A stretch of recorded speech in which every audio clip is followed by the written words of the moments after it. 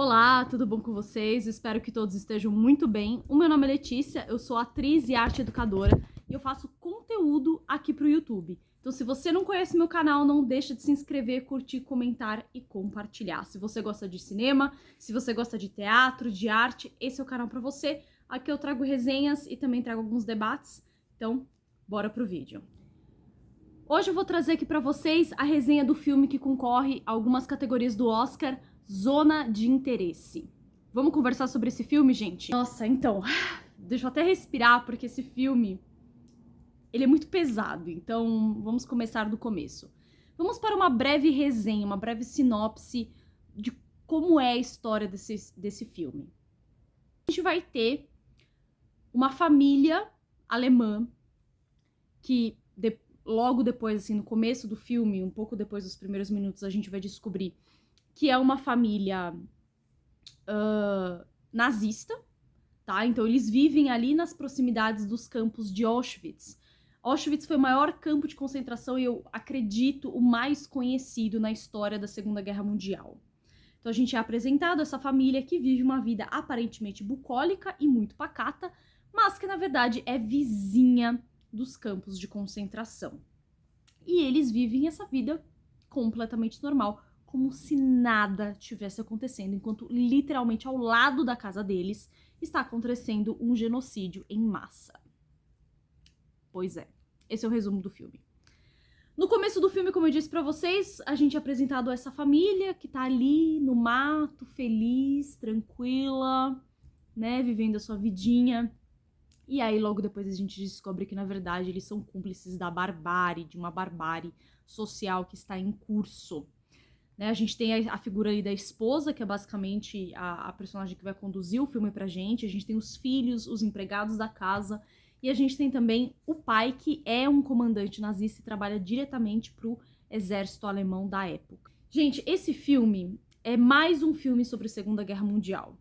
Mas o que eu acho importante sempre dizer sobre arte no geral, e não importa a linguagem da qual nós estejamos falando sobre, o que importa sempre é a forma, é o modo como se conta alguma coisa. Então, o tema Segunda Guerra Mundial é mais batido que, né? Todo mundo já sabe que é um tema extremamente batido, mas a forma como ele é relatado nesse filme, digamos assim, é que torna esse filme, assim, simplesmente genial e que vale muito a pena conferir. O que eu achei interessante nesse filme é exatamente essa explicitação dessa vida extremamente banal de uma família, aparentemente ali de classe média, que tá vivendo a sua vidinha, conversando sobre ir no supermercado, trocar de roupa, fazer umas férias, fazer umas festas, tirar férias, enquanto que literalmente ao lado da casa deles, tem um campo de concentração, gente. A genialidade do filme tá nisso. Esse cotidiano banal que esconde por trás dele a barbárie. E a barbárie nesse filme ela é apresentada nos detalhes. Ela não é explícita. Esse filme me lembrou um pouco a pegada do filme A Fita Branca. Não sei se vocês conhecem esse filme. Também é um filme com uma temática ali Segunda Guerra Mundial. Não é necessariamente um filme que fala sobre Segunda Guerra Mundial. É um filme que vai falar um pouco sobre quem foram aquelas pessoas e por que será que essas pessoas se tornaram nazistas. É como se fosse um filme investigativo, é muitíssimo interessante, principalmente para quem é professor. Então fica a dica aí também para vocês para verem esse filme. Mas o Zona de Interesse, como eu via falando para vocês, a barbárie está nos detalhes. Então, em diversos momentos você vai ter trechos do filme em que esse genocídio que está acontecendo, ele é mostrado pra gente, só que em detalhes. Principalmente pelas cinzas. A todo momento você tem cinzas pela casa, as cinzas das pessoas que estão sendo incineradas. Você tem as chaminés que saem fumaça em volta da casa. Você tem, às vezes, sangue que é apresentado, que chega no corpo de alguma pessoa.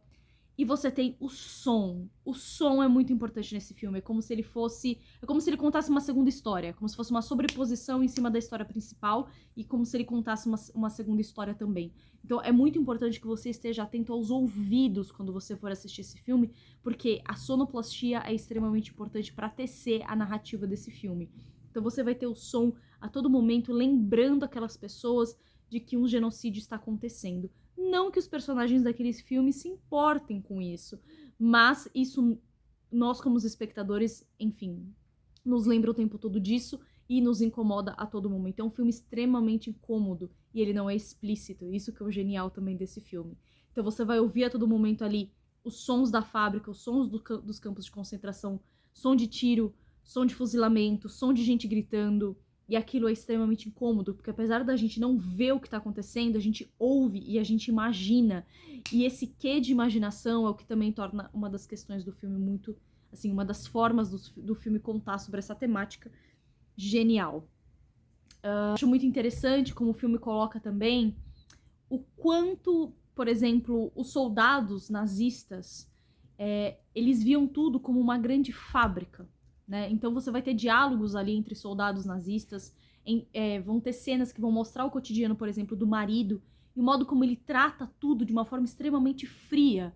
Então ele vê tudo como números, né? Então, o que é melhor? Uma câmara de gás quadrada ou redonda? O que é melhor? Vamos incinerar 5.000 ou 3.000 pessoas? Tudo como se fossem objetos, como se aquelas pessoas literalmente fossem objetos, fossem gado indo pro abate.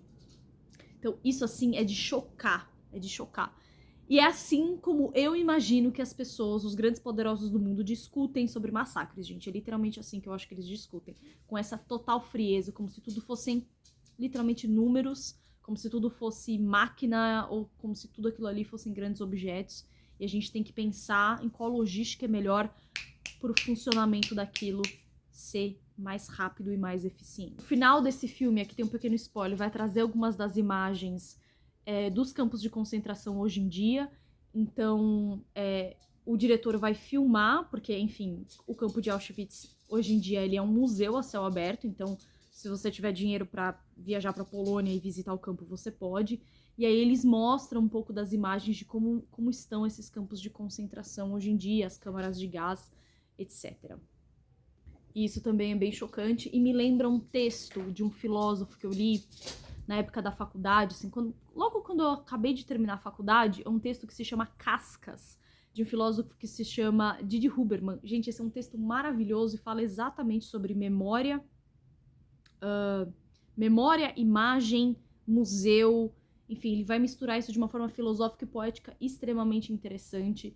E me lembrou muito esse texto quando eu vi essas imagens no final do filme. Eu acho que esse filme ele é um grande candidato a ganhar alguma estatueta, não necessariamente de melhor filme ou melhor filme estrangeiro, não me recordo exatamente qual categoria ele tá concorrendo, mas eu acho esse sim um dos filmes mais fortes a ganhar prêmios, porque de fato é um filme muito, muito, muito bom. Bom, é isso que eu trouxe de resenha pra vocês. Espero que vocês tenham gostado. Não deixa de curtir, comentar, compartilhar. Se você já assistiu esse filme, deixa nos comentários as suas impressões, os seus incômodos, porque esse é um filme muito interessante pra gente debater.